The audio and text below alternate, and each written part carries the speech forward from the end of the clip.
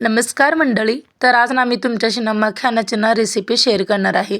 तोही साध्या सोप्या पद्धतीने मी चिवडा बनवणार आहे. तेही मी पहिल्यांदाच बनवते.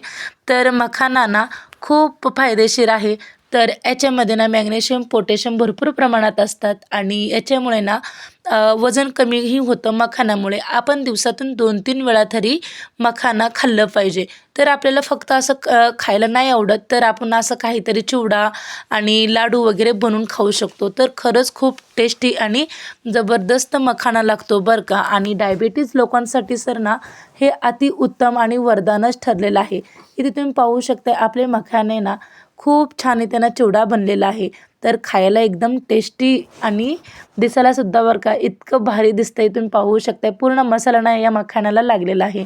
तर खरंच तुम्ही पण नक्की एकदा बनवून बघा. आणि मखानाचा चिवडा ना खायला खूप अप्रतिम लागतो आणि एकदम भारी झालेले आहेत आपले मखानाचा चिवडा. व्हिडिओ आवडल्यास लाईक, शेअर, सबस्क्राईब. बाय.